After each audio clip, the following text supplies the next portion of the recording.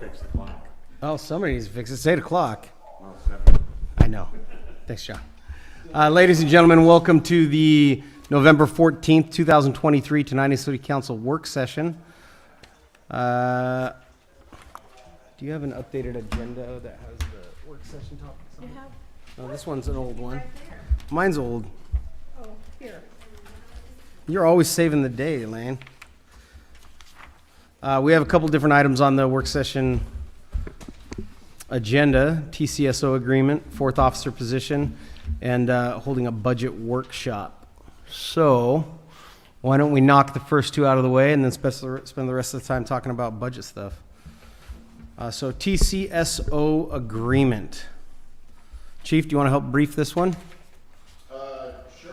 Okay, so we've been without an agreement with the sheriff's department for about the last year and a half, and we've kind of been working under the principle that when they provide service for us, we will pay them on an on-call basis, so like a per-call basis. We wanted to go back to how we had it about 2 years ago, where we had an agreement to where they would provide services from a certain amount of time at night to a certain amount of time in the morning, and offset our total cost of on-call time for the officers. I'm not a fan of the on-call time for the officers. That's when the officer that's on duty goes home at night and will be engaged to wait at home and respond from home, and we pay them a minimum wage, a standby wage, and for about the same cost as what we pay in standby. We have an agreement before us with the sheriff's department for them to provide complete services during that time. So if I go ahead. So in short, when an officer gets off duty, it's either at midnight or 1 in the morning, they're not free to go, leave their home. They've got to stand by for a priority call. It's been a pretty big strain on the officers because during their 5-day work cycles, it's almost like they're on a military deployment because they can never leave. They can't go out to dinner after work, or they're always beholden to their telephone. This will relieve them of that responsibility, aid and retention, and the cost of the contract is almost directly what the cost of our average on-call time annually is. So for what we're spending to burn officers out, we've come to an agreement, a tentative agreement with Thurston County, that they would provide services during hours that a Tenino officer isn't in the city patrolling, and they would respond to priority 1 and 2 calls. And in brief, what that means is the most serious of calls: in-progress crimes, dangerous crimes, assaults, and all other crimes would pend until we could get to them in the morning. Stolen bicycle, stolen lawnmower, loud music complaint, things of that nature. So our what we've spent to date in 2023 on-call time is $20,000. We've got another month and a half left, so that and some change. The agreement that we have before us with the sheriff's department is for $25,000 a year, and we feel that that's absolutely fair. It's actually it's a pretty big bargain for us to have that, and the county was very generous in assisting us with a number that we thought was reasonable for our budget. How long is the agreement good for? After the agreement, will it go up past 25,000? Well, the monetary amount is set, and how we came to that figure is Maria pulled all of our priority 1 and 2 calls for a 9-month period, and we actually don't have that many priority 1 and 2 calls. So based off of the last few years of our crime trends for priority 1 and 2 calls between midnight and 6 in the morning, it's been pretty steady. So unless there is a dramatic spike in priority 1 and 2 calls in the city limits, I don't suspect that dollar figure would be in question. And if it were to be questioned, I would assume it would be in the next fiscal year, when they would say, hey, these are the numbers that we've come up with. And, okay, we need to figure a new number. And there'd be nothing that would prevent us from going back to on-call or standby if we wanted to. Yeah, it's still in policy that we can maintain standby. It's really just to aid in the retention of our officers, which we have done a fantastic job doing. Yeah, and it's not a big burden to the sheriff's department because, like Chief said, it's We had 6 or 8 calls. Yeah, it's not a lot of calls per year, but do we spend that 20 to 25,000 on the individual officers and having them, sleeping halfway? Waiting for that call for dispatch. Oh yeah, no. Yeah. Or giving them the relief and then relying on the sheriff's department for a little bit, and I feel it's a good arrangement. And as revenue grows, and the next topic is going to be public safety sales tax and the 4th officer position. As revenue grows, it is within sight that at the current path that we're going on, that we can get rid of, any type of contractor on-call time altogether and be able to staff 24 hours a day. We're not terribly far off from that. No, I agree. I'm for this. I mean, I don't want our officers to be tired during the day. Yeah. And it's essentially a wash financially, and it could be and the amount that it could go over is minimal, and in the hundreds to a couple $1,000s if any. It's been a hard thing to nail down too. So like Chief Otterer's predecessor, Chief Swain, those things that would go on at night, he lived in town and he just did them. He took care of them. We never even knew that they were going on. It also is kind of what drove him into a grave. Like he would just take it and nobody would know what was going on, and then the next day he'd be dog tired, but he'd never say a word to anybody. Right now we have all of our officers living in town, so you could say that the standby thing is a little more feasible because they're all very quickly available, but it's still not necessarily fair to them. And who's to say that a year or two from now they're not all going to be living in different parts of the county. So this gives us like something we can really like set a clock to and just rely on for a long time. Well, as somebody that's pulled those kind of shifts when I was a fireman for 10 years, Wayne has pulled these shifts as well. I thank you for making this arrangement. I thank the county for doing it. Yeah, thank you. And like I said, the officers are for it, and we've already been down the path of how important retention is and how difficult it is, and this is huge. And as it stands now, we've got all of our officers are engaged and have future plans to remain here. I was going to say I'm happy. Yeah, and happy. Yeah. So the agreement, it was drafted up by the sheriff's department, sent to us. We sent it to our city attorney. We sent it to our risk management attorney, and they came back with questions, concerns. Jen, did you want to talk to anything that Rick or the insurance pool had? No, he didn't have anything other than, what did I send out earlier? There's one more step that it has to go back to, After our comments from our legal, it's going back to the sheriff's department for final review. But, there was nothing like changed substantially. So what you see will likely be what we end up with.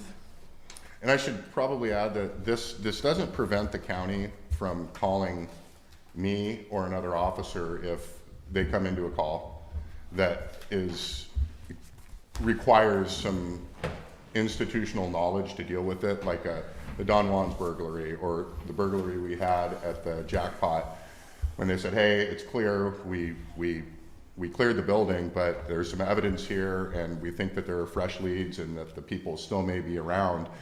That's something that we would come into work for. That's something we would get called out for, and we would come deal with that crime. Just like if a detective were to get called out from a larger agency. So we would still be doing that for the city. We'd still be providing those services, and they still have the ability to call me and bounce something off me to say, hey, is this something you want to call a guy in for? And there are going to be times where I'm going to say, yeah, you know what, we should probably deal with that because it's going to grow legs and it's going It's going to go into the next day, and it's going to be involved with one of the schools, and we'll have to have our school resource officer involved with it. So this isn't we will not respond from these times to these times, but we just won't have to be hovering by our phones waiting for the call. Awesome. Any other questions for the chief? All right, we'll move on to the fourth officer position. So we made some changes earlier in the year where we said we would not be filling the fourth officer position, and with the vacancy savings, we would be rolling that into increases in pay for the officers, with the hope and plan that the public safety sales tax would pass, and then we would be able to reinstitute that fourth officer position. The public safety sales tax has passed. We're able to put around $75,000 into the budget for law enforcement, and we intend to use that for salaries for a fourth officer. If you get a chance to look at the budget, we're not going over expenditures today per se, but if you look at the budget that's presented to you, it is a balanced budget. So we've already achieved that step, and that the budget that you see in front of you does show 4 officers and the chief next year. So, what we wanted to talk about is we want to start moving forward on the hiring process for a fourth officer. And maybe they would be starting, it kind of depends on the process. The process can take quite a while depending on who or what we hire. But we don't want to hold up on that. We want to start working on that now.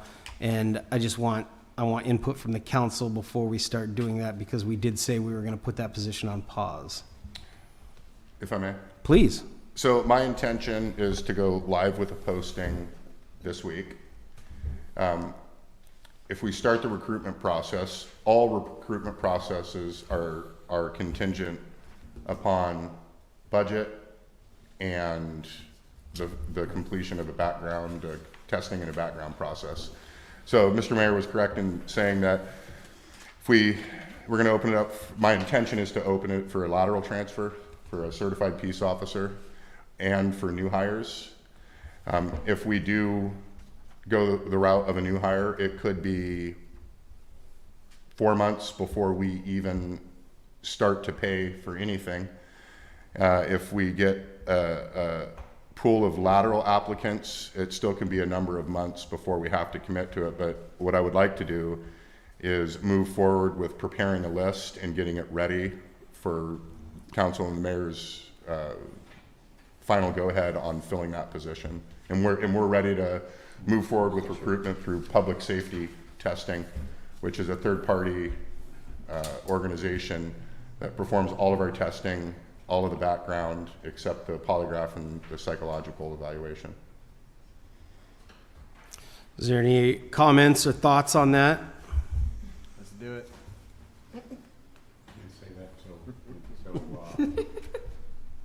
So, like I said, the budget is looking healthy. I'm really happy with the way Jen has got this put together, and this has been, 99% Jen leading the way. She's gotten a lot of input from a lot of other staff. Maria's been a huge help, but Jen has done a lot of this without me. So I'm very happy with what she's done, and we've got a balanced budget already. So we are confident that we could bring on that additional position, and then I'll just say right now, our big push is to make some headway on staff pay. So we've put a lot of money into projects over the last couple of years. I'm really, really happy that the budget that we're preparing for you all and is nearly complete. It moves all of our staff's pay up a considerable amount. So the COLAs would be about a 5% COLA, which is better than anybody else around here, in addition to their 5% step increases. So those are generous wage improvements over the year, and that's what that is, with the exception of the officers who already received a healthy adjustment earlier in the year. So we feel like we're in a good place. Is there anything else on the fourth officer position? Does anybody have any thoughts on that? I So, think it's a great idea. y- yeah, I agree, but I just wanna, these numbers do include the resource officer, right? Cause he's still full-time Mhm. for us in the summer, Yes. part-time. Yep. And there has been energetic debate in my office and amongst others that it should be noted that with the reworking of the school resource officer contract, we are receiving more funds from the school district than we ever have before, which I believe it goes into the general fund. Yeah, So there is essentially an offset that isn't noted, but it's the police department has never brought that much money into the budget by way of a contract for the school. So, Excellent. nice, thank you. thank you, Chief. All right, budget workshop. Listen. So everybody, you should have in front of you the 2024 proposed budget, as well as the 5-year comparison spreadsheet. I'm not sure how much you guys have spent looking at these, but we can kind of go down and talk about some of the revenue aspects of it tonight. So if you're looking at this one, this is kind of the fun one to look at. You'll see on the left where it says original, that's what we proposed in 2023, and then on the right is what we are proposing for 2024. So based on the levy tax rate that we are proposing tonight, we would bring in $330,597.97 in real or personal property taxes. Sales and use tax, we have brought in to date for this year $361,000, so like $36,000 a month. We're possibly bringing in by the end of the year around $430,000 for 2023. So we kind of took a conservative estimate at $415,000 next year. The public safety sales tax, that's a number that is provided to us by Thurston County on what we would bring in. B&O tax revenue has been, it's something that's steadily climbed since we've made some staffing changes. And our new utility clerk is doing an excellent job making sure that local businesses are contributing their B&O taxes. Not to say that our previous utility clerk didn't, but the one before that was a whole different story. Yeah. If you catch my drift. So total tax revenue proposed in 2024 would be $1,2,777,449.22. This would be an increase of $135,875 from last year. License and permits, those are pretty static. You'll see building permits. We're anticipating more building permits. There are some things coming down the pipeline. Our actual building permit revenue in 2023 is greater than $37,000. We actually brought in $85,000 in building permits for this year.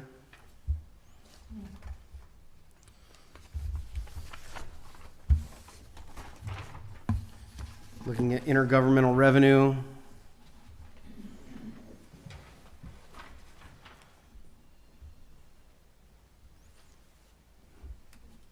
Charges for service. There's a number of things that we have not had the ability to collect fees in as we've had construction going on. So you'll see some increases there. The school resource officer contract, code enforcement building official contract. So we just finalized our interlocal agreement with Bucota. today. So our code enforcement officer will be able to operate in Bucota starting tomorrow. That'll bring in additional revenue and help one of our neighboring cities take care of their community.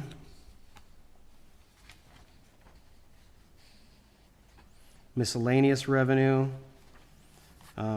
I certainly hope camping fees are better than we're putting in here with all the things going on in the park. Quarry House rentals, that thing is going to be popular. It's been popping since we opened it back up.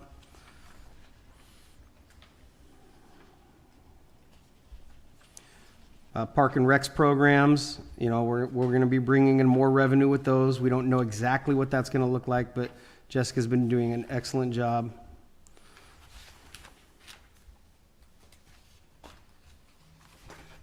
Moving on to non-revenues.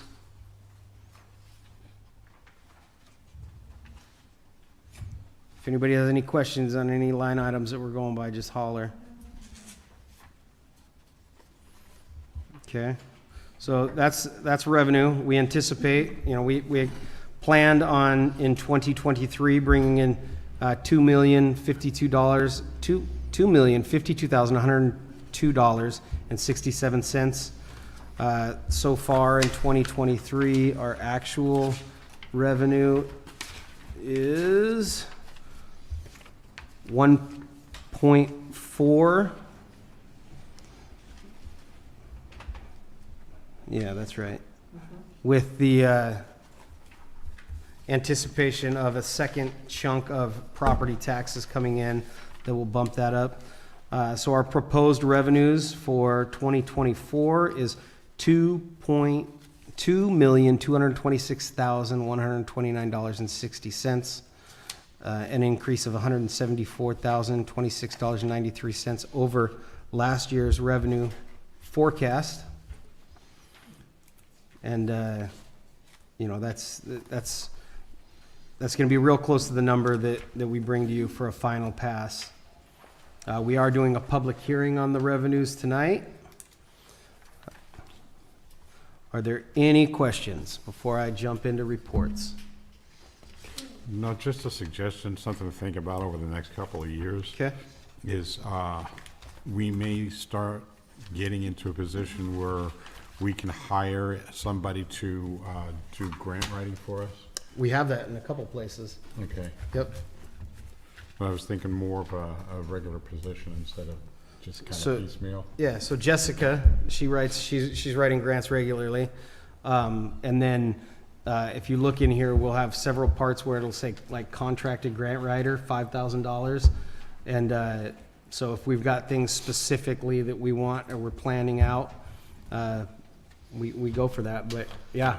Okay, and the reason that I bring that up is one of the things that I just went to a conference for the fire commissioners, and they brought up grant writer as one of the keynote speakers, and a lot of grants just get tossed aside because they're just written poorly. One of the things that they suggested is if for your grant writer, if you have one we're just starting to develop, see if you can make a deal with either South Puget, well, in our case, South Puget Sound Community College or one of the other colleges here, for that person to audit a writing class. This way, because they want to hear the story. They see the numbers. They want to hear the story about why we are so unique that we should get this over anybody else. So we have to not just give the hard numbers, we have to give them a good reason. Yeah, that's great. I believe that our track record in Yeah, obtaining and we've done that. We used to work with Evergreen every year to do with their MPA program. We'd have some students as their capstone project do studies or do grant projects for us. Yeah, what I was saying is if we decide to bring somebody on ourselves, I'm not saying that we've done a bad job, it's just that it was something that came up and I thought would be of interest. Awesome. All right, I'm going to jump into reports. So, Jen, do you want to give the George report?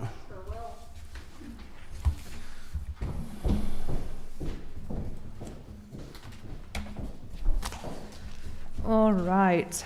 Chamber social tomorrow, November 15th, 5:30 at the Kodiak Room. The Tenino Holiday Market is November 24th through 26th from 10 a.m. to 5 p.m. at the Kodiak Room as well. The tree lighting will be December 1st, 6 p.m. at Valley View Medical Center. Holiday auction December 1st at 7:15 p.m. Is that at the Eagles? He didn't say. Okay, at the Tenino Eagles. Thurston EDC board meeting tomorrow. Regional Forecast and Innovation Expo Thursday, December 7th at the Great Wolf Lodge from 8 a.m. to 4 p.m. Steady Friday, November 17th, 8 a.m. to 9:30 p.m. at Mr. Doug's in Yelm. Arch Commission has not met. Creative District attended meeting with the Washington State Arts Commission about upcoming grant that is due December 9th. The grant will pat for the required WSDOT signage. Pay. It must be pay. I should have pre-read that. Sorry. Signage and up to $200,000. If we apply for $50,000, we can do all in-kind match. Need to meet soon with city staff and mayor to decide what we want to apply for. George Sharp. Thank you, Jen. We have Experience Olympia and Beyond on here to give this is a 3-minute report about what the VCB is doing, not your presentation. Would you like to just... What's that? You're always on our agenda to give a report, a 3-minute report on what's going on at the VCB. So this is not your presentation time. This is your opportunity to have 3 minutes to, like George just did, proxy with his proxy. I can save you 3 minutes and just do it at my presentation. All right. South Thurston Fire. We have our new engine came in, and by the middle of next month, we should have our new aid unit. What we're doing now is just getting all the stickers applied to it, getting it loaded up, and it should be ready for the parade, the Christmas parade. Linda the librarian.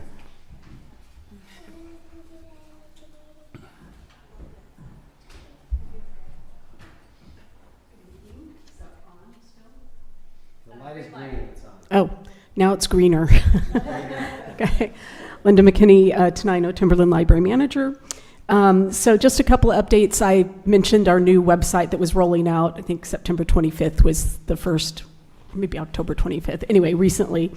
And I just wanted to let you guys know that they are still rolling out some features for that. And the latest one that they announced is single sign-on. So kind of the big change that everybody's going to see is that you need to make a little account. You have to choose an account name aside from your library card number. And really there's no change to the way you use the catalog. That just enables you to tag things, comment on things, write reviews and that kind of thing without us linking your private information like your name to that information. It gives you basically a name that you can use on the public-facing side of stuff. So that's what the use of that new little username is. You can choose to never comment, tag, or review, and you'll never use it except for signing on. The benefit of that, besides if you want to engage in the social stuff, is that a new feature is you no longer have to log on to the individual databases that you're accessing. So you're running to look up consumer reports. When you get to our website and go to databases and consumer reports ask you for your library card number to make sure you're a library card, authorized library user. Now you don't have to do that. Once you've entered your user name information, the new website lets you log on to everything seamlessly except for Canopy, our streaming service, which still requires you to have a separate little account with them. But that's a lot less signing on that you need to do with the new catalog system, which I think is fantastic. Expanded access hours, fingers crossed and knock on some fake wood. The new circuit board seems to be doing a fantastic job, and our door is not behaving like it's possessed. So we've been enjoying having people be able to use that benefit again, and we're still looking for people to sign up to be able to enter the library from 7 a.m. to 8 p.m. 7 days a week, including weekends and holidays. But they do have to come to the library to opt in to expanded access. And I brought a little show and tell just to let you know the couple of programs we have coming up this week. On Thursday, we have the Crafternoon for adults, and I will be teaching people bookbinding, and this is a technique called Japanese stab binding. No knives are actually involved, but it's actually surprisingly easy. We have a nice selection of handmade paper to use for covers. Here's another example that's a little bit more non-traditional, but lots of fun.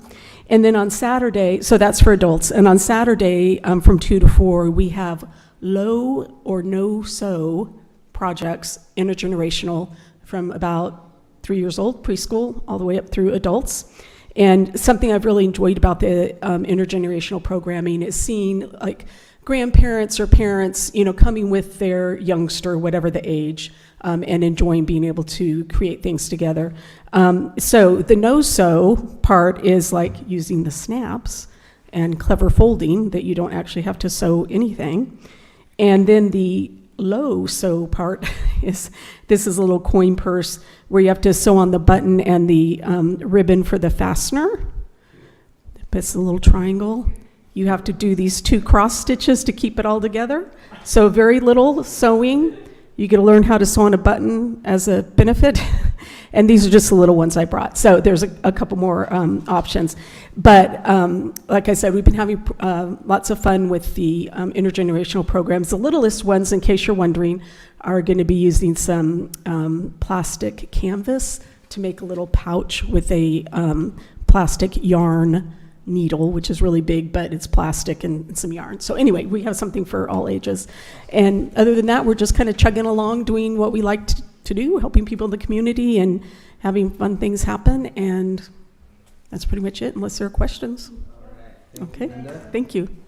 All right, ladies and gentlemen, it is now 7:31. Let the record show that all council members are present. Please stand for the Pledge of Allegiance.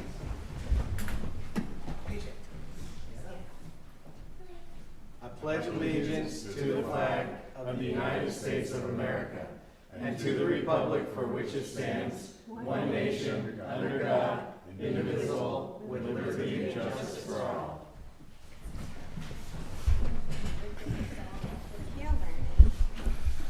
Can't believe his teacher hasn't taught him that yet. Hey, that's in February. Uh-huh. We'll learn in February. Oh my gosh, I don't know, what are they doing at Little Seeds? All right, we have an agenda before us needing approval. Before approval, I'm asking that we put on agreement for law enforcement services between the Thurston County Sheriff's Office and the City of Tenino under new business. Action is for rejection or approval. And I have one too before approval. If we could make the, this is going to be a surprise to the mayor here, but if we could name the new building out there at the Ag Park, the Fournier building. I know this is Wayne's big baby right here. It's been his, he's the one that's been getting everything going since the beginning, so I think it would be a nice gesture, a nice way to honor him for this, to name the number 2 building the Fournier building. Move approval of the agenda. All right, we have Move approval of the agenda with the additions. Okay, we have a motion to approve the agenda with the addition of action to approve TCSO contract and naming of building at Ag Park. Thank you. Is there any discussion? Hearing none, all those in favor? Aye. Those opposed? Motion passes. That brings us to approval of minutes for the 10/24/2023 Tenino City Council meeting. So moved. Second. It's been moved and seconded to approve the minutes as presented. Is there any discussion? Hearing none, all those in favor? Aye. Those opposed? Motion passes. That brings us to the consent calendar for November 14th, 2023, consisting of payroll EFTs in the amount of $36,324.97, claims checks number 31871 through 31922 in the amount of $146,454.65, for a grand total of $182,779.62. Do we have a motion to approve the consent calendar? So moved. Second. Motion is second. Is there any discussion? All those in favor? Aye. Those opposed? Motion passes. Thank you. That brings us to executive session to discuss litigation. Sir, how long will we need? I think it's going to be very short, 10 minutes. 10 minutes. We will take 10-minute recess to executive session downstairs. You all can stay in here and stay warm. We will make no decisions in the executive session. In the executive, there may be action afterwards. Okay. All right. Thank you.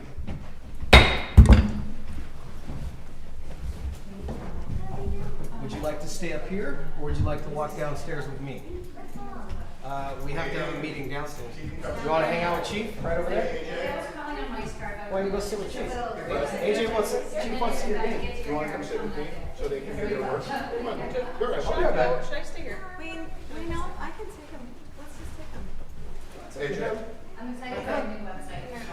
You're stressing him out, Chief. Keep moving, Chief. AJ, I walk. need to share Walk. the We're gonna hold up website, everybody. like the last year and a half or something. I'm sure she's got the new plan. Should I come? Are you got any questions for me? Yes. Since it's, We just went through that we years have ago. 10 minutes to go. Yeah, exactly. And you as well. I like to use myself. Bob Otter. Small followers. Yep, Chief, please.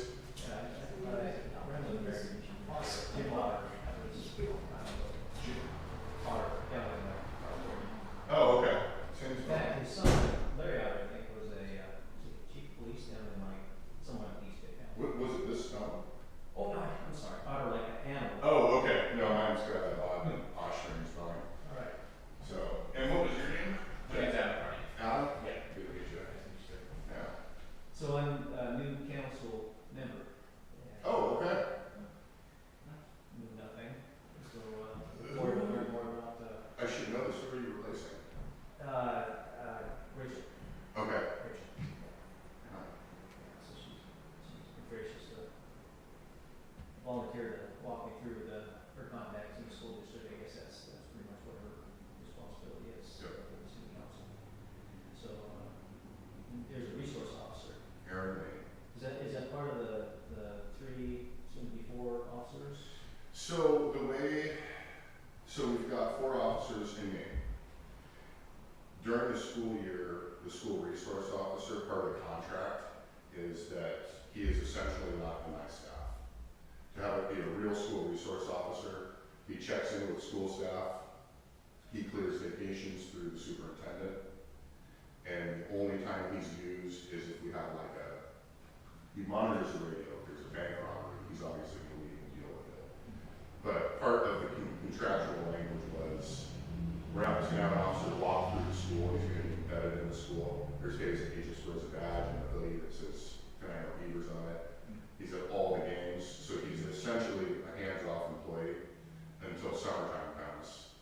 And then he goes back into the patrol schedule. He hits all the schools in a day, or does Every single school, every single day. Okay. Wow. Short of a vacation day, or he had mandatory training last week, so he wasn't in the schools for 2 days, but other than that, 90% of the time he's in the schools all day. Okay. Which is huge for an agency our size to make that commitment. Yeah, I think it was. And it's all public record, the amount that we pay, the school district pays us every year is $50,000, which doesn't cover his whole salary, but it's $30,000 more than we were getting in previous years. Nice. Good luck. So it's actually more of from a management standpoint, it's more of a hindrance for me to not have him, but from a community standpoint, it's more of a value over there. Well, it seemed, in terms of personnel, Yes. down there, but in terms of administration, he's not your problem anymore, right? Yeah, well, and he never is, but no, he's not, but, So you don't have to schedule in and. No. And the rest of it. in summertime when he comes back into the patrol schedule long enough, essentially just to cover everybody's vacation. Mine included, because everybody wants to take vacation in the summer. So he gets back into the schedule, and we all start taking vacation. So you take vacations during school breaks? Well, we have enough to get all of our vacations in 4 months. Cool. So it actually works out well, but he is essentially not over the top. Yeah. Okay. My wife works at, it's a school down there. The Tigers. Which school is Oh, the elementary? that? Yes. Yeah.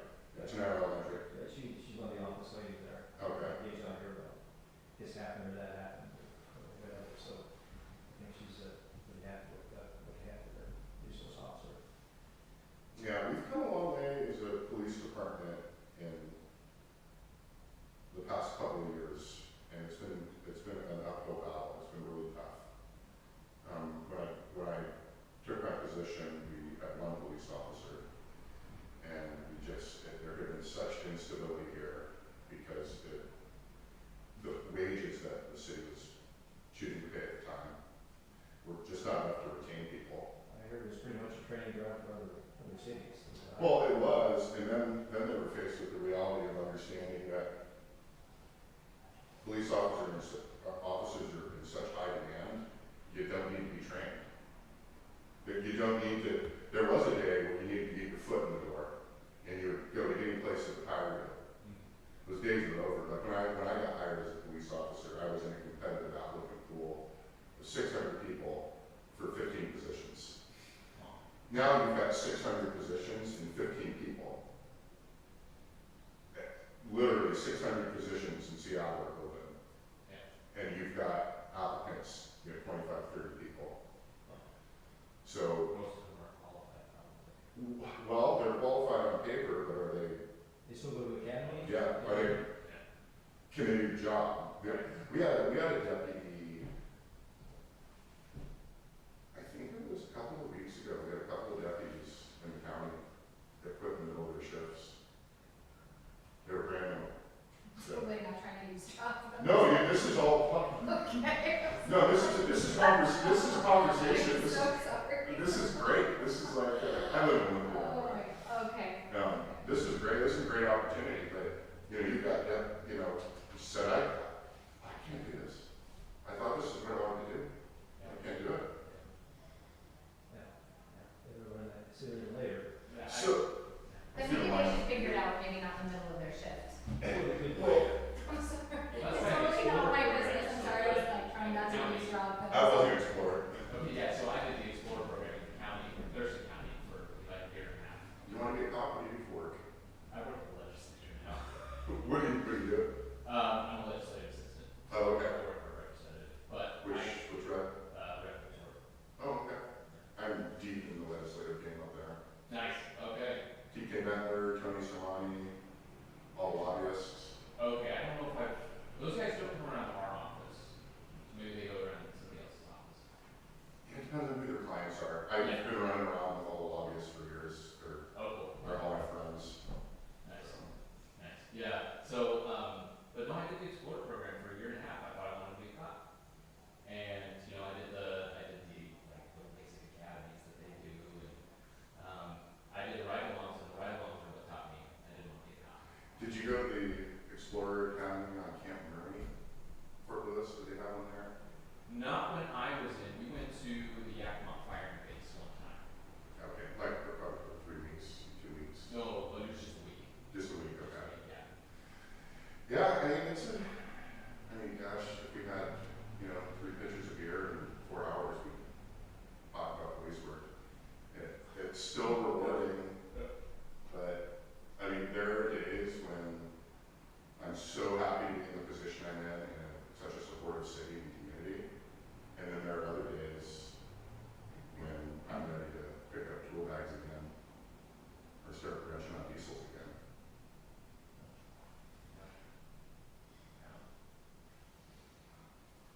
But I'm we, glad you're doing it, I'm not, because you wouldn't want me doing it. Nobody would run away. They would just be like, Okay. well, it's tough because I think generally people, you know, my brother's a Seattle police officer, and I think that generally people are good. Most people are good people, and I think all people want public safety and crime to be addressed.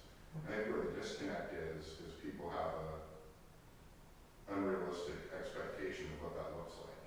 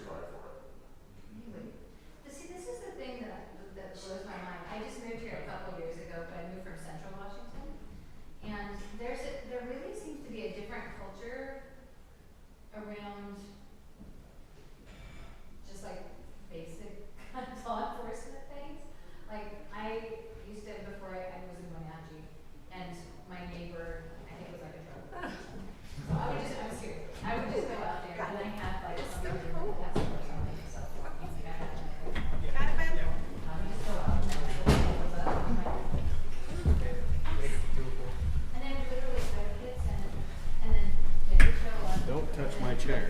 You know what? Move your chair out of my space. All right, we're back just in time. You said We've already wrapped the meeting up. As community members, we just, All right, I'd like to call the Tenino City Council meeting back in session. No decisions were made during the executive session, but I would like to entertain a motion to amend the agenda. You can make the motion? Nope, you have to Okay. make it. Okay, asking to amend the agenda to authorize the mayor to approve settlement agreement with Chris and Lee Backus in the amount of $6,600. Second. So we have a motion to amend the agenda to add to new business settlement offer.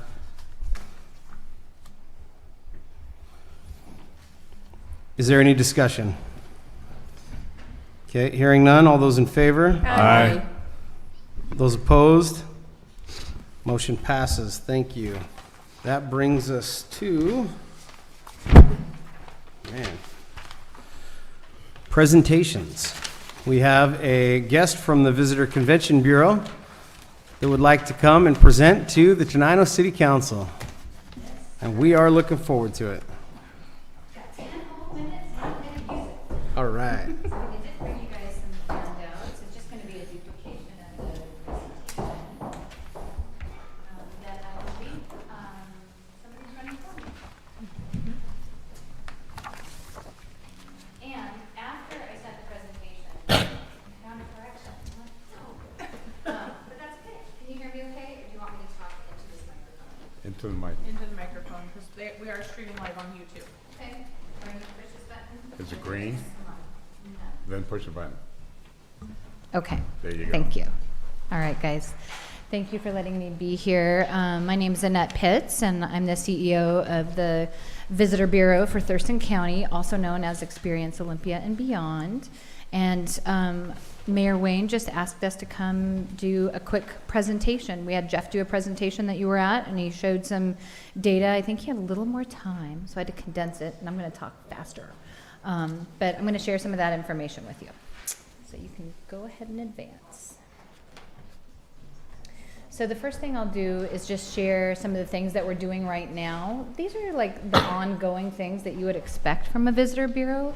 You know, we're advertising in a variety of ways. We're doing print, digital, paid social media. We're conducting public relations. We've brought, you know, travel writers, press trips through Tenino. We've had social media influencers come here. We pitch Tenino on our story sheets regularly to media. We do ongoing product development. One of our top products is, of course, the Thurston Bountiful Byway. You guys are an anchor gateway community for the Thurston Bountiful Byway.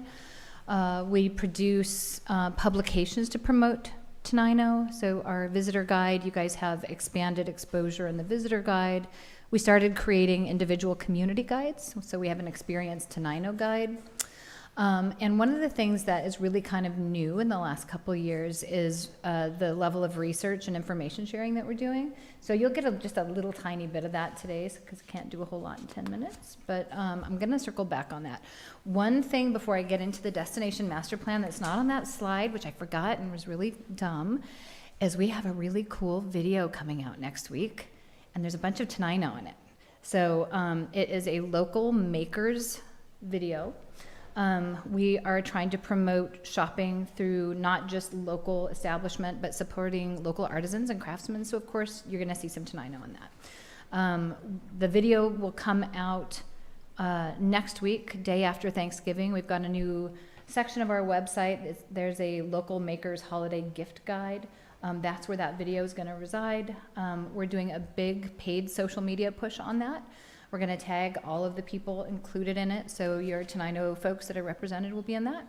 And then we're doing a paid digital programmatic advertising push, which sounds like a lot of words, but basically what it means is we're promoting that video in our top origin markets, and I'm going to show you what our top origin markets are, to where if people have their phones, they're sitting down in LA, they're looking at stuff, or in Portland, or whatever the markets are that we choose, we're going to be serving them those ads and trying to fish for them, and then we can measure if they actually come here, which is pretty cool.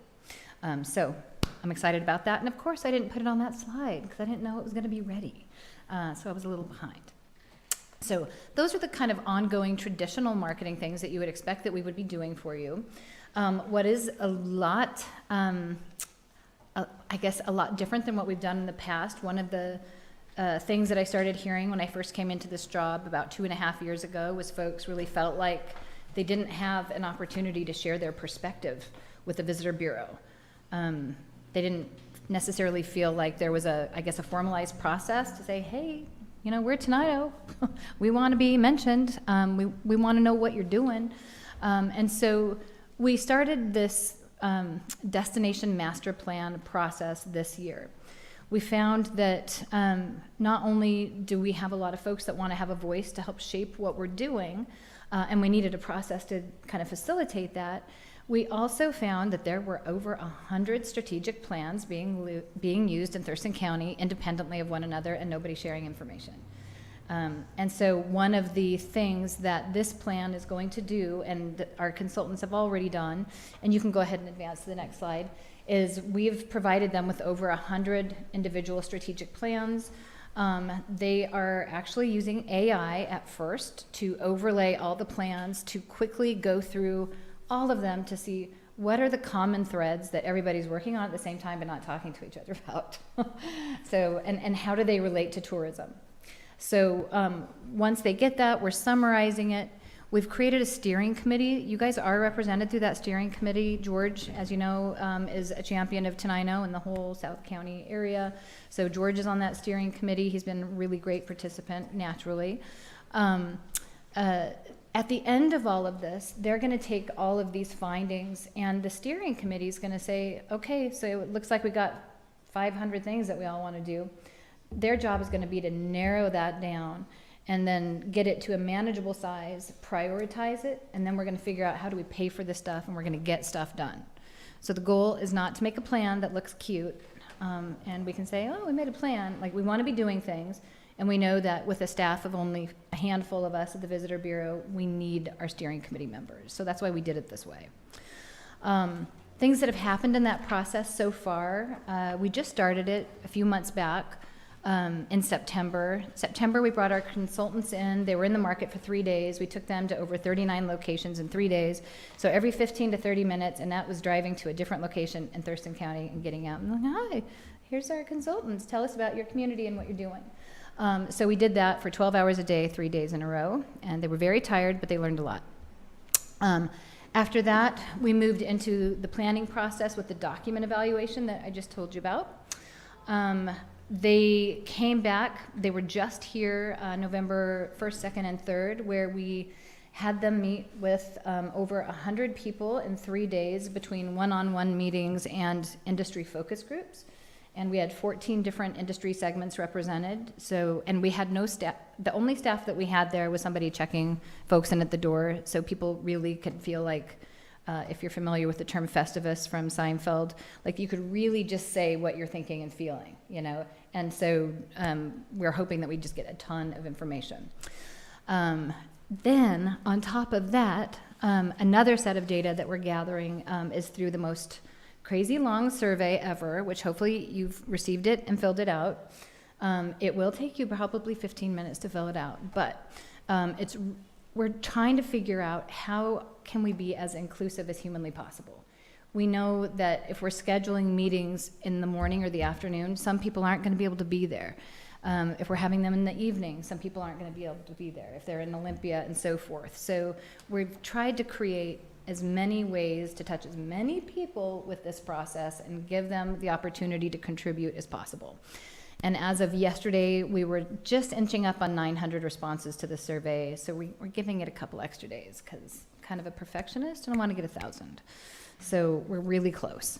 And then the kind of final input process will be the public visioning workshop series, which will happen in January. And that will be a couple-day event where, again, we'll be doing kind of what they call a charrette process, where we go through and people look at what we've found so far, prioritize projects, and kind of help contribute in that way as well.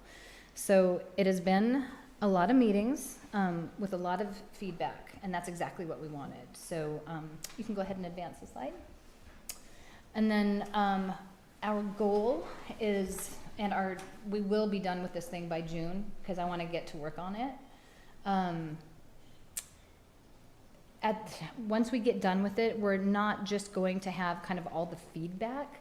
It will be turned into that action plan that I talked about. The steering committee will review it, will prioritize it, and one of the big things that I think that fails strategic plans is not understanding where you're going to get the money to get these things done. So that's going to be a priority for us, is that pathway. Okay, now we'll get into the fun stuff, the kind of information sharing. So on that earlier slide, I talked about the kind of change in research and information sharing. You know, bad times like pandemics are when technology tends to advance because either people can or because they have to. And that's what happened during that time. Our industry kind of was like, night, night, nobody can travel. But people who were kind of in that headspace on the technology side of things, they had time to play and really grow what our industry was doing. And so we've invested in one of these technologies. Have you guys heard of geofencing? Okay, a little bit.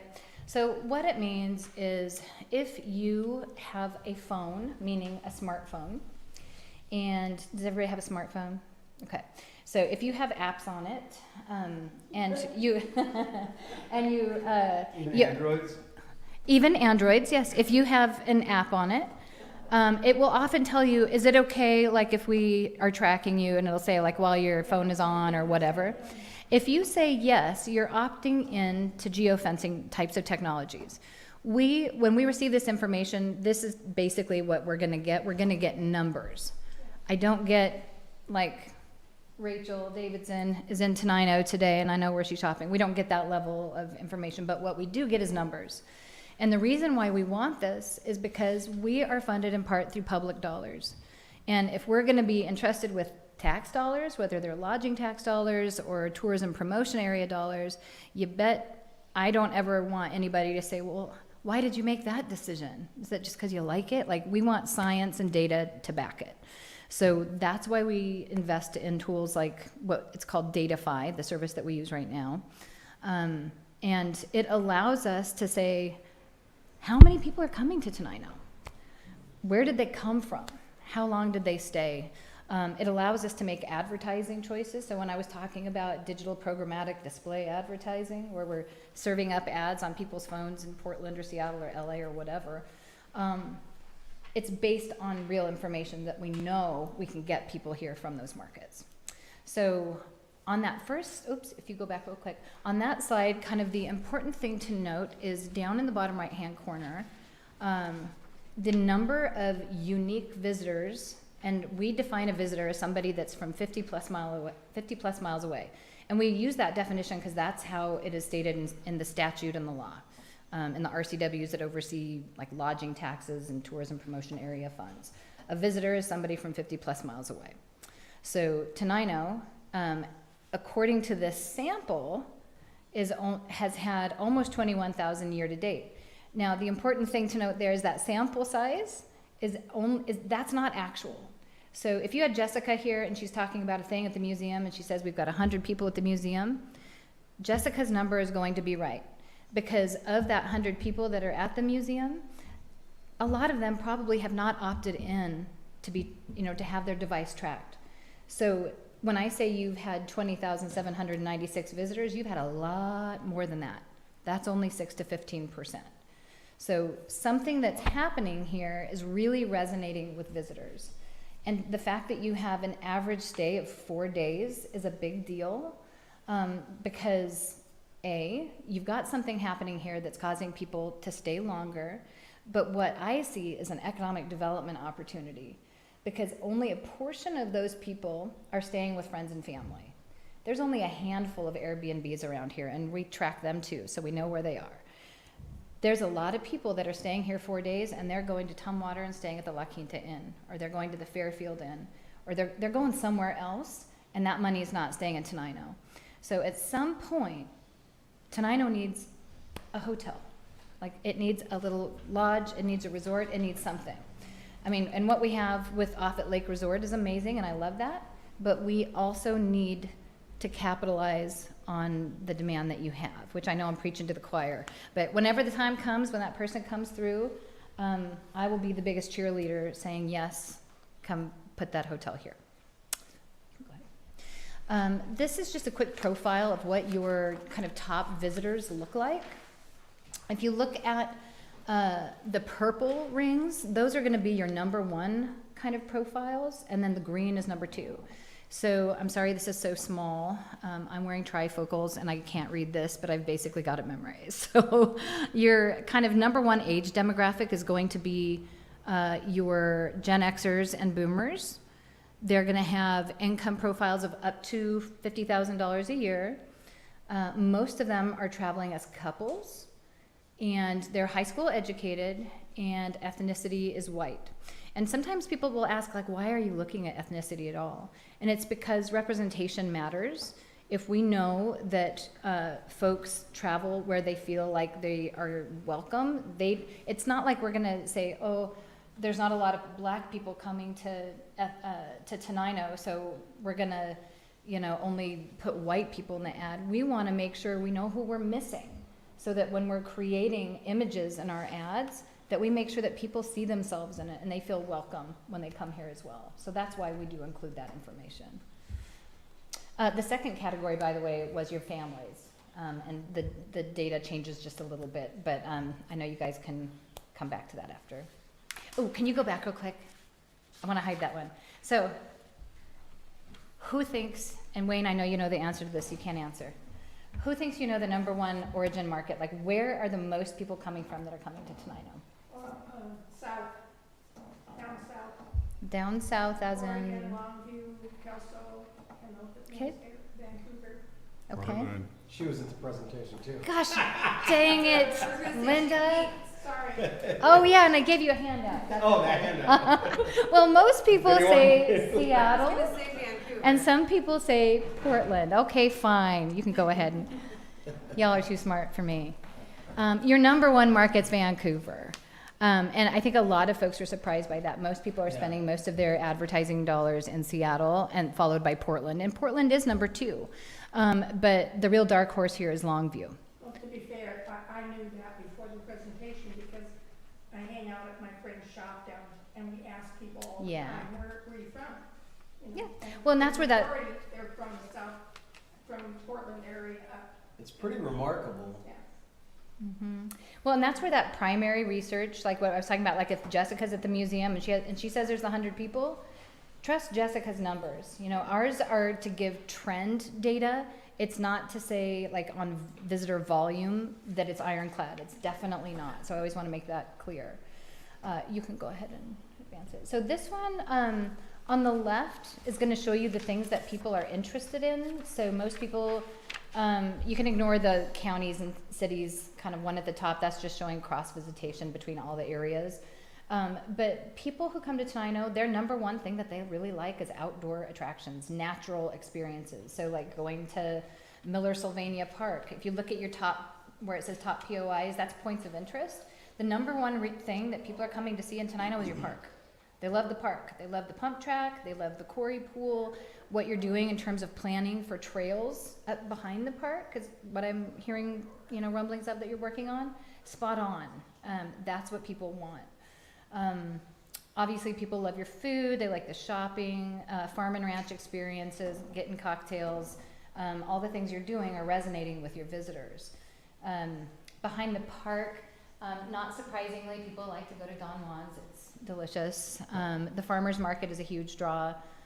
Chocolates, of course, Tenino Ranch. And we're going to be talking, I'm just about done, about the kind of the impact of Tenino Ranch, the museum and the distillery. Those are kind of your top attractions. So this is where it gets wacky. Sorry, this is ugly, but it just is.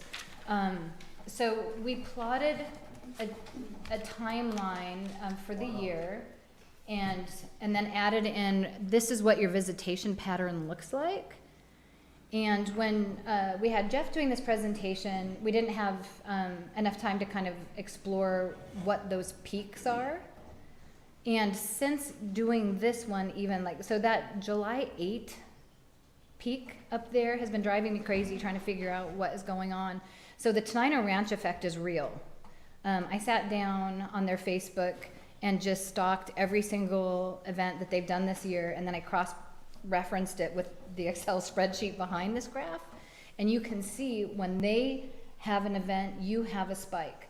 But then where the magic really happens is on July 8th, where you can see an example. It's not just the Tenino Ranch cow cutting event and the creative market. That was your 150th Jubilee. It took me forever to find what was going on July 8th, and then Jessica confirmed it for me today.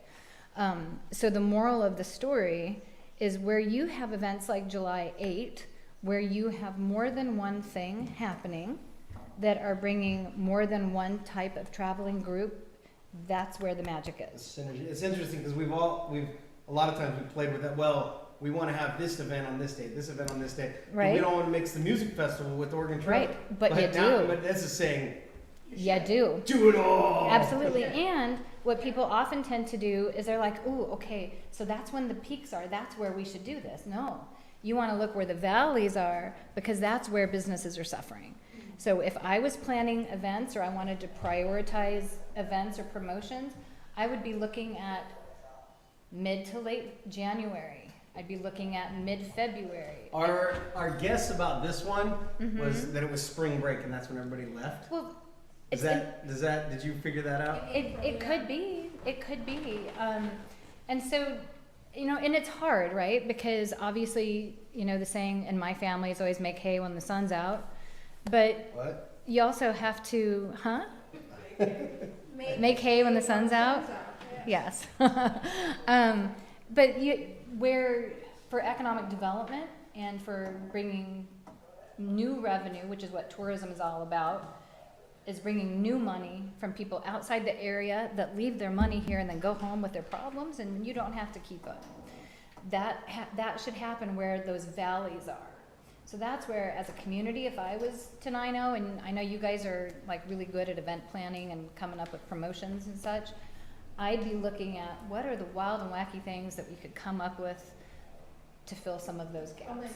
the June 8th of next year, we're planning a splash bash. A what? That's a low period. The splash bash. Oh, And splash We have bash. it every 2 years. Okay. And it's, we do things for the pool with them. Fun. It is. Fun. And I think community events like that get a bum rap in tourism, because a lot of the times folks will say, well, it's not, it's not a big tourism festival. But the thing is, a lot of travelers don't want a big tourism festival. A lot of travelers want an authentic experience, and they want to meet with the people in the town that they're visiting and just be like normal humans. So there's a lid for every pot, and apparently I have a euphemism for every situation. I just realized I'm very euphemism heavy, but I mean it. So I think there's a lot to be learned from exercises like this, and this is the end of, because I think I'm already over in my time, but Tenino has supported us with sponsorship each year, and I think where we need to go with that is making sure that we're providing more information to help shape the decisions that you're making. We've got a lot of data at our fingertips. There's no reason that we can't formalize how we put that into play to help you guys. Yeah, we absolutely appreciate that, because that's excellent for planning, and it's I don't know if you've shared that with the ranch yet, but I know that'll be great for them to hear, and for all their planning, and we get this out to our businesses, and it's absolutely helpful. I haven't shared that with them yet, honestly, just because we are I'm such a crazy fangirl about Tenino Ranch. I think I might be creeping them out a little bit. Like every time we have a travel writer or an influencer or a press trip, I'm like, let's go. And I think they might not be quite ready for the level of Well, they're still trying to figure out what you do. Right. Oh, Yeah. They're trying to figure out what we do? Well, yeah, Oh, interesting. yeah. So don't be shy. Okay, because we kept going there and feeling like we had just taken some folks there, and they're like, we don't really want folks coming. And I'm like, Yeah. really? I think you do. Here's how you tell them what we do. Our job is to bring visitors to the area. It's simple. Yeah. That's it. And when visitors come, they spend money, they leave it, and they go home.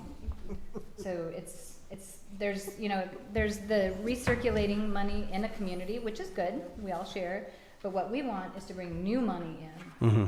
leave it, and then they can go home. All right, are there any questions for Annette? Okay. That was great, thank you. You're welcome. And I'm gonna go, 'cause, I got to. All right, thank you for the presentation. That was excellent information. That brings us to public comment.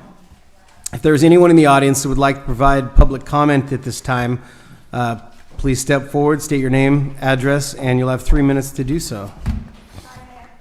Thank you. Thank you. Bye, guys. Again, this is the first opportunity for public comment. Going once, going twice, moving on. That brings us to our public hearing. State law provides that each municipality hold 2 public hearings prior to budget adoption in order to provide the opportunity for input by the public. Tonight's hearing will focus primarily upon revenues for the 2024 budget. Let me find my paperwork in here somewhere. I have my thing to read, and then you have your thing to read. Cutter. I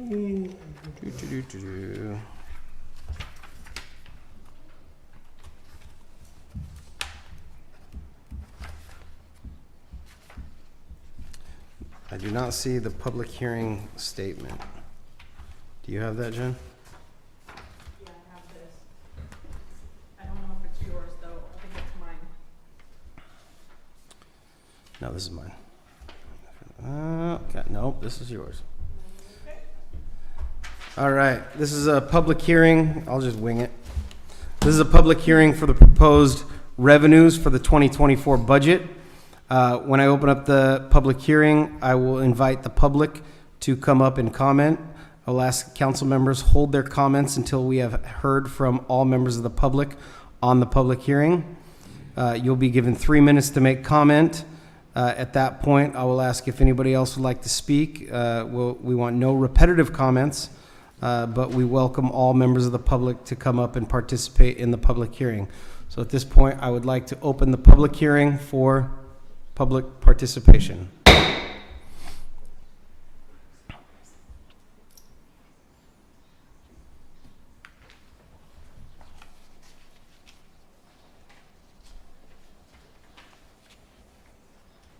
All right, I have no members of the public coming up to provide comment for the public hearing. Council members, do you have any comments? No, I think we talked about it before at the work session. Okay. At this point, I would like to invite Clerk Treasurer Jen Sharber up to provide information on the revenue. Good evening, council members, mayor, and members of the public. This evening, I'm going to introduce you to the city's proposed 2024 budget with a particular focus on revenues. I will begin with a discussion of the methodology employed to arrive our revenue and expenditure decisions. We have several different ways of arriving at our projections that I will explain. The first priority, revenues fixed by contract. For example, the revenues from the Tenino School District are fixed by contract, and we know exactly where those revenues will be. Secondly, revenue projections provided by other agencies. For example, in the area of state-generated revenues, the Municipal Research and Service Center provides a calculator that can be used to compute the city's projected share of the state's revenues for criminal justice programs, marijuana enforcement, and liquor control board profits. The third priority is simple averaging. The majority of the projected revenues were arrived by a simple averaging of the city's past record of expenses. Specifically, the actual revenues realized in 2020, 2021, and 2022. We also included in this comparison the budgeted versus actual amounts received in 2023. Where the budgeted amount exceeds the actual revenues, the budgeted amount was used in the averaging computations. Where the actual amount received exceeded the budget amount, the actual revenues were used. In the area of licensing and permits, the figure presented for the business license renewals is an average of the years 2020 to 2022. The fourth priority is judgment and experience. In some cases, usually as a result of extreme variations in the years above mentioned, the budgeted amount for 2024 was either raised or lowered after a conversation between the affected department head, the mayor, and the clerk treasurer. And some more important features of this proposed budget, which we already discussed, was the public safety tax that was approved, the increase of 5% for wages and salaries, and then, yeah, I think that's it. All right. Any Thank you, Jen. questions? Yeah? Okay. All right, I will again invite members of the public to come up and provide comment during the public hearing.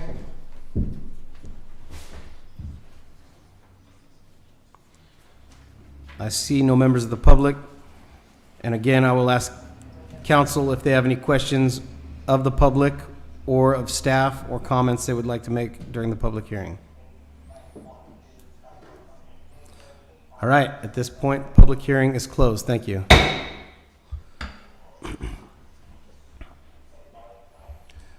You want the recommendation? No, that shouldn't be there. Okay. Thirst County has provided the assessed valuation property tax worksheet for the purpose of calculating the ad valorem property tax for the fiscal year of 2024. The city will hold 2 public hearings as required by RCW 84.55 on November 14th, that is tonight, and November 28th, and is required to pass a resolution adopting the 2024 property tax by November 30th, 2023. So at this point, I will open up public hearing for the ad valorem property tax for fiscal year 2024. And I will invite up Clerk Treasurer Jen Sharber to present the levy worksheet.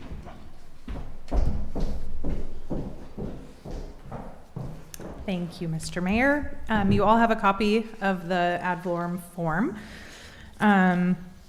This evening, I'm going to introduce you to the proposed ad valorem tax levy for 2024. The ad valorem tax is limited by the state legislature as the higher of the implicit price deflator, the IPD, which is similar to the Consumer Price Index, or 1%. The steps used to compute the city's share of the ad valorem tax are: determine the regular property tax limit. The highest lawful levy law is $317,563.16 times 101% is $320,738.79. That's a 1% increase over the last year total assessed value. Next is you compute the value of the new construction, which is $6,288,900 times the 2023 rate, which is 1.3, divided by the amount of new construction, equaling $8,607.67. Number 2, you determine the highest lawful levy. The Washington state law allows local jurisdictions to levy the maximum amount of $3.60 per $1,000 of assessed value. Local jurisdictions include cities, fire districts, and library districts. The city, as the senior taxing authority, must reduce the amount of its levy in proportion to the amount assessed by the junior taxing authorities, the fire district, Timberland Regional Library. The maximum levy allowed by statute is 3.6. The fire district levy is $1.50. That's an estimate. The library district levy is 50 cents, estimate. The highest lawful levy is $3.60, and the total assessed value of the district is $259. The statutory levy rate is 1.6. The maximum is $414,838.78. To determine the actual levy, you take the regular levy rate and the highest lawful levy, which is $330,579.97, and this year's regular levy rate would represent an increase of $9,841.18. It's a lot of numbers. All right. Is there anyone from the public that would like to provide testimony in this public hearing on the proposed levy rate?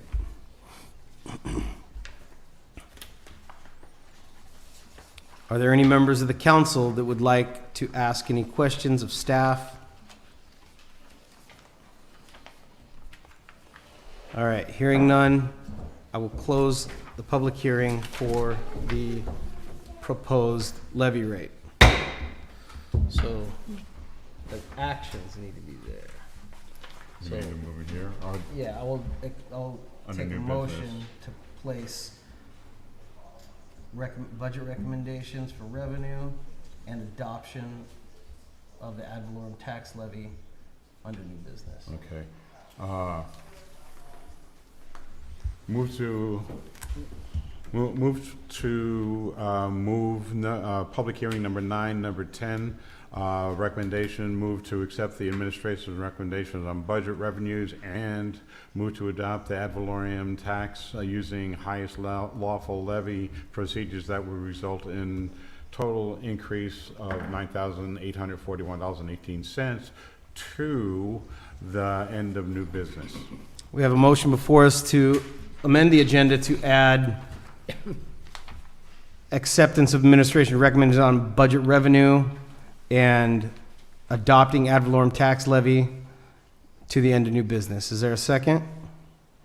A second. Is there any discussion? Hearing none, all those in favor? Aye. Those opposed? Motion passes. Thank you. That brings us to proclamations. Old business, we have none. First item on new business, Civil Service Commission appointment of Marlena Mulkins. Move approval. Second. We have a motion and a second to approve the appointment of Ms. Marlena Mulkins to the Civil Service Commission. Is there any discussion? I believe everybody knows Marlena. Hearing none, all those in favor? Aye. Those opposed? Motion passes. Thank you. Item number 12, LeMay garbage recyclable and yard waste rate increase. Price increasing to $6.85%. Recommendation is review and approve the LeMay rate increase. Move approval.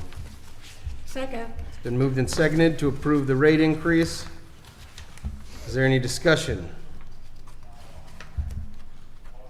Hearing none, all those in favor? Aye. Those opposed? Motion passes. Thank you. Next, we have the Right Systems quote. Jen, do you want to talk about that? Yeah. Thank you. So these are two Right. quotes for agreements with our tech support. This will come out of that grant that we just received for the $70,000 for all of our upgrades of going to the cloud and all the things. So you'll have to remind me of the amounts. I don't have a copy in front of me. I think one is like $10,000 and One is $11,709. Thank you. $11,000, okay. 63 cents. And the other one is $7,072.56. thank you, Elaine. Any questions on those things? It's all part of this giant upgrade that the city's doing in the next couple months, so. Okay, Thank one of you. the- Wait a second. One of the things that have been coming up, and there's a lot of discussion on the federal level of trying to come up with some kind of rules and regulations on AI. Is that going to be a new cost to us when that comes around for them to take a closer look at that? I can't answer that, but we are getting an audit done on our, all of it once it's implemented. The auditor's office is coming and doing a cyber audit for us, so I'm assuming that they will, all those things will be discussed since it's such a big thing now. Okay, if you can remember or write it down, when they come back around, because they come out during the day when I'm sleeping because I work at night, but to talk to them about AGI, artificial general intelligence, that is a giant step ahead of what just regular AI is, and to find out what kind of protections we can be looking at for that. Okay, Thank you. thank you. All right, do we have a motion to accept the quote from Right System for $7,072.56 and $11,709.63? Who made the motion? I don't think we have one yet. Okay, I move. Second. We have a motion and a second to review and approve the Right System quotes. Is there any discussion? Hearing none, all those in favor? Aye. Those opposed? Motion passes. Thank you. Next item is action to approve the Thurston County Sheriff's Office contract for services. Move approval. Second. So we will need this, we've already had our attorney look at it, their attorney's gonna look at it. So I guess I don't anticipate any changes, but if there are changes, we would of course bring it back. I'm just trying to think of a way to craft it. We'll just pass it as it is that you guys saw. Does that work? Yeah. Okay. So we have a motion and a second to approve the TCSO contract. We have a motion and a second. Is there any discussion? The reason that we're doing this now instead of waiting further down the road is if we wait later down the road, it just pushes off getting that fourth officer till September or October. If we start now, maybe June before they finally start hitting the road as a trainee. So is go your, through the t- class so and this, stuff. this motion is only to approve the sheriff's office contract. Oh, okay, yeah, So sorry. if you want, Wrong one. you want to make a motion to approve the contract and authorize the administration No, I was to. ahead of myself. Okay, okay. Thank you. All right. Is there any further discussion? All those in favor? Aye. Those opposed? Motion passes. Thank you. Did you want to make a motion to authorize the administration to move forward on the hiring process of a fourth officer? Yes. Okay. How do I word that? Move approval to begin the process for a fourth officer, to begin the process to hire a fourth officer. This way, we don't have to worry about it. We got everything under control. The budget says that we can do it. We had our discussion on it, and it is something that we planned for over the last year and a half or so. Excellent. Second. We have a motion to authorize the administration to reinstitute and go forward with the hiring process of the fourth officer position. We have a motion and a second. Is there any discussion? Hearing none, all those in favor? Aye. Those opposed? Motion passes. Next item on the agenda is, this is requested by Councilmember Lawton, naming of a building. You're up.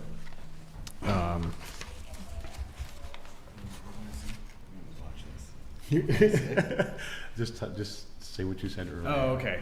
Yeah, this is, I think this is long overdue for the mayor here. He's been, well, he's actually the one that's been getting this thing going since the beginning, and Tell them what it is.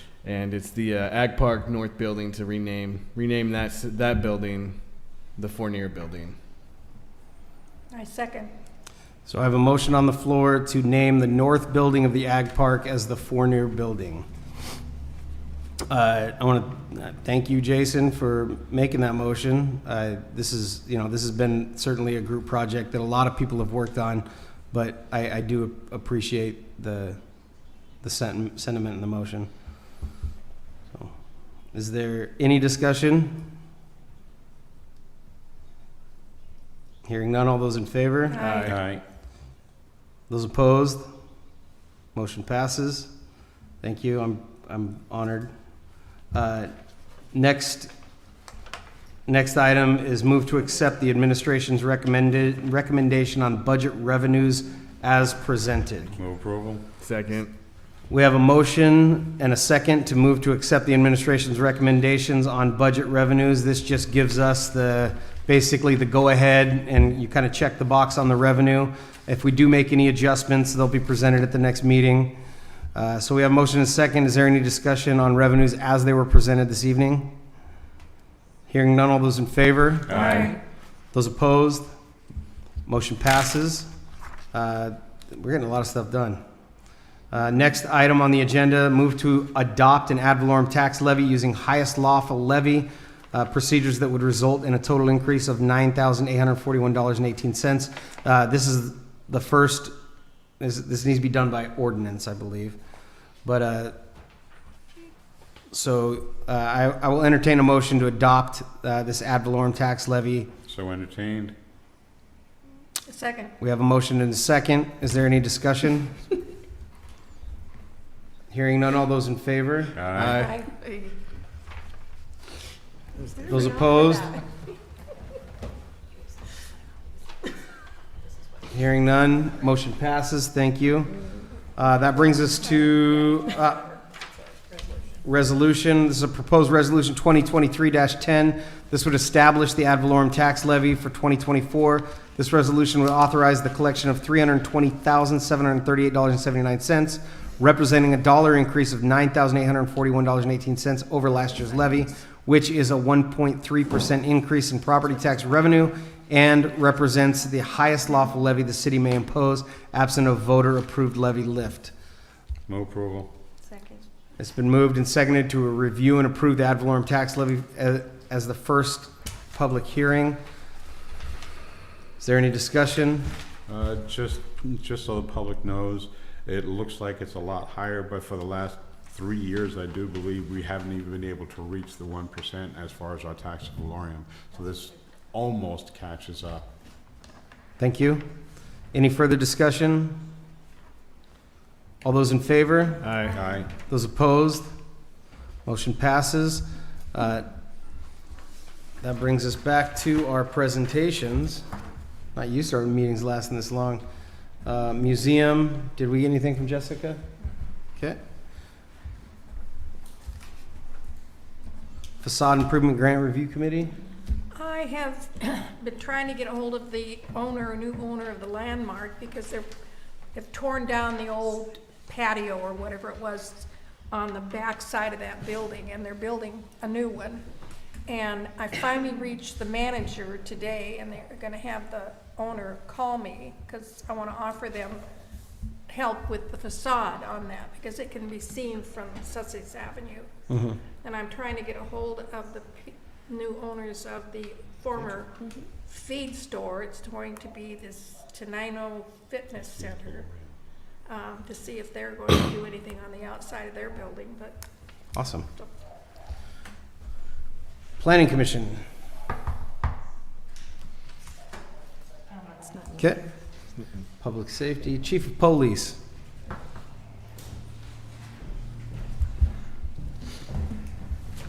Okay, so we can probably do code enforcement unless you have Jen, do you have a separate report for code enforcement? I did, but I actually forgot it on my desk. Okay, well we'll start with code enforcement. So everyone probably recalls the pretty serious abatement project we had on Washington Street with the hoarders and the cats. Well, we're dealing with another property on McClellan Street equally as bad. And with Rainey's hard work, and there was a law enforcement presence there as well for some legal issues. The abatement process has started. The owner of the home lived on the East Coast in New Jersey, and she and the state attorney and the realtor have been very active. So we're not getting any resistance on getting that property cleaned up. It came out as a medical call, and one of our residents, city residents, was taken into protective custody and now has been offered services by the state of Washington to help her and her son deal with the pretty serious medical conditions that they obviously couldn't take care of on their own. Byproduct of that was the property that's fallen into disrepair. So we're making headway on that, getting no resistance from the property owner, and Rainey's been doing a fantastic job. We've started and are going to be taking our first vehicle to the upfitter tomorrow for the restriping project that we've been working on all year. And those costs are going to be covered by the Nisqually grant that we were awarded this year. We had a recent another commercial motor vehicle enforcement event that was fairly successful, but I think the word's getting out to the commercial traffic that comes through the city that it's kind of a regular occurrence. So we were having trouble catching them speeding, which it's good news that we didn't have a lot of action. So there were no infractions issued during the commercial vehicle enforcement event. We ended up having a pizza party because they were all driving the speed limit. But we did have a regular traffic enforcement event over the weekend, which resulted in over 60 traffic stops, 2 DUI arrests, and 35 infractions issued. So for the community, it was a huge success. Maybe minus 37 people. So, and like always, our goal with those is not tickets. We only wrote 50% of the people we stopped, but it's a long-standing fact that the goal is education, but it's proven that the only way to get there is through enforcement. So we try to weigh enforcement and education, and we thought that 50% of our stops could get warnings and 50% would be issued infractions. Just your presence there is a big help. Just people know that you're around, so they're gonna obey the law a little better anyway. So we ran quite a bit of traffic this morning and ran into the same good problem to have, that everyone was going the speed limit. Good. So, any questions, Mr. Mayor, council members? No, thank you. Thank you.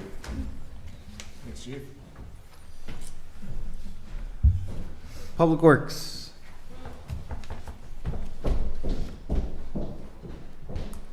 He didn't give me a big report, but I did want to update you guys. We did get a cover for the pool. The kiddie side was delivered, installed. So that's really going to help Public Works out, come next year when all the leaves fall in the pool. I know we have some quotes coming in on fencing. That's one of the things Department of Health is requiring us to replace before we can open next season. Fencing around the kiddie pool? Yeah. No, well, not the kiddie pool essentially, but replacing the The fencing. perimeter fencing. Yes. The Perimeter fencing. The fencing we already have needs replaced because they don't like the size of the Okay. links. Is that what you call it? I thought to myself, It's, that- yes. How old is it's a that thing. fence? I have no A couple idea. years old? No. The perimeter fence. Oh, okay. Like on the sides between the Okay. stones and the Between the kiddie- park and the pool. Mhm. Right. Yes. I think that's it. That's all I can think of for Troy. Okay. They repainted all the bulb outs, and they did. look really nice. Fantastic. And they've been doing quite a bit of street sweeping, which looks good. Looks much better. Yeah, the Jason's gotten used to using that swing arm on the sidewalks too, so that's exciting. Code enforcement building inspector, that was given to. He did give me a really great report actually today, and I apologize for not bringing it up here. It's sitting on my desk, so I'm really sorry to Rainey. He closed out all his Rainier cases. He did. He's had something like 55 cases this Holy year. moly, That yeah, really? he's done a good job. And we were talking today about just behavioral expectations throughout the community. This year, he's like given out half as many, and then they're not infractions or violations. They're just like notices of garbage and unkempt lawns and things like that. So he's talking about how just raising the bar as far as expectations, community expectations go, and making those expectations consistent decreases the workload. And we talked about the importance of public education in code enforcement. Great. And he's trying to kind of not create any new cases in December, but all because it's holidays and things like that, but put an emphasis on public education. And he's putting out notices in the water bills that say, hey, did you know that this was a violation? If you got any questions, call me. And he's I gotten a hope he ton of has- questions out of some of these I places. hope he has the same luck in Bucota. Yeah. Get it cleaned up. That would be Yeah. great. I know one thing on his report was the abandoned houses on Lincoln that have been dilapidated forever. One of them is Down to completely the gone. foundation. Yeah. Yes. So that was a big success That is for a him. big success. Yeah. Park specialist, no report. City attorney, clerk treasurer, go ahead. Yep, just working on the budget and wrapping up grants. We have a few more left to submit for reimbursement and trying to get them all done by year end. I have no report. I've been busy. Be that. No report. Okay. Solid Waste Advisory Board. Most of it was on budget. And the fact that they can no longer receive cooking oil at Hazel House because there was too many people adding things that made it contaminated. And so it couldn't be turned into biodiesel. And they're looking for better contracts for Hazel House, things that they take at Hazel House to reduce cost. And that's about it. Thank you. TCOM, no report. Tenino School Board. Last Thursday, the FFA hosted their Veterans Brunch before the high school had their break for Veterans Day. And they had a really good turnout. And most of, or everybody that went said that they felt appreciated and loved, so that was good. They do have a lot of stuff planned coming up that I will talk about more in the coming weeks. I got to figure out some dates, but they got a ton of stuff going on. It's like hard to keep up with, but they are doing awesome. It's good to see kids doing great things in the community. Also, this coming Thursday, so November 16th through the 18th, you can catch the radio drama Candy Matson at the Tenino High School, and it's put on by the drama program. The doors open at 6:30. The show starts at 7, and tickets to get in are $8. They will have dinner there for $3. They have soup and crackers and water. But the radio program, it's about a female who is a private investigator, and this actually started in 1949. I'm not looking at you, Linda, asking if that's right. You're giving me a look of, why are you looking at me? I'm not. No. Did you rehearse this? No, I didn't. I had to look it up Sounds to find to me out like what it. it was. I've never heard of what you're I had talking to about. look it just up, so you but know. it sounds really exciting. But it was. But a now I'm radio going to have to go to program. the play. No, you should. Yes. So it's a radio program that started in 1949, and it's episodes. So each time they tuned into the radio to listen to the next episode, and it was about Candy Matson, who was an investigator who had a wild personality, and things always seemed to happen and go awry. Just so you know, She had in a fancy 1949, penthouse. I was 9 years old, and, Aw. and I was laying on the floor underneath the big radio on Sunday afternoon, listening to Inner Sanctum and The Shadow Knows. Really? Yes, exactly. So there. I don't know this person you're talking about. Elaine, you're not going to chime in on this? You were just looking at me, and I was looking at you. I just I was we didn't make it listening. clear. I We didn't wasn't have looking electronic devices, nor did we have television. You're kidding. I had. Did you have we had electricity? electronic We did devices. have electricity, yes. Well, I mean, You're right. that's, We did not Yeah. have an indoor facility. she didn't have any indoor plumbing. They didn't have all the fancy things. No indoor plumbing. Yeah, that. Not until I was like 14. Wow. Really? Where did you live? Well, Rainier and Really? Centralia. That's amazing. That is And I- amazing. I wasn't sure if I cleared You're the right. I was did I raised say very the poorly. time. No, I was. No, you We weren't were raised poor. poorly. You were poor. We were poor. You were not raised poorly. well. I was raised well. Tenino School Board, thank We you. always had- TRPC. we always had plenty to eat. TRPC and TPB, real quick, there was a study done on light rail for Thurston County. As I said to them years ago, we don't have the population base. The report just made it official.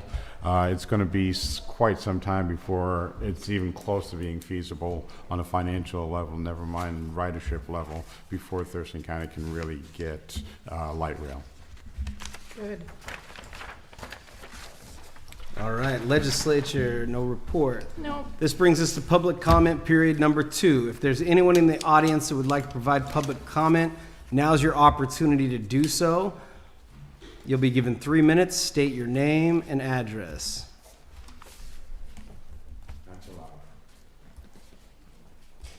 All right. Any announcements? One question. Did we authorize you to execute the No. settlement agreement? So we missed that one, didn't we? No? No, we didn't. Thank you. He was waiting for it. All right. I'm listening. That was under new business. I didn't write that one down. There were so many other things. All right, we have still one item under new business. That was a motion, there was a motion made to add to the agenda, execute settlement agreement. We have a motion. You have to make the Second. motion. Where is it? You have to make the motion. Again? Yes. Okay, motion to authorize the mayor to approve settlement agreement with Chris, I guess it's Lee, Bacchus, in the amount of $6,600. Second. We have a motion and a second to authorize the administration to enter in a settlement offer for $6,600 with the Bacchuses. Is there any discussion? Hearing none, All all those in favor? Aye. Those opposed? Motion passes. Thank you. Now, you've been sitting there waiting patiently. I was like, why is Jeff still here? That brings us to announcements. Do we have any announcements? Oh, I would like to personally invite everybody on the council and out here also to come to the social, the Tenino Area Chamber of Commerce is having a social tomorrow evening from 5:30 to whenever, 7 or so, at the Kodiak Room. Thank you. Thank you. Any further announcements? Nothing about the potluck? It's too early. It's never too early, John. All right, meeting adjourned. Thank you.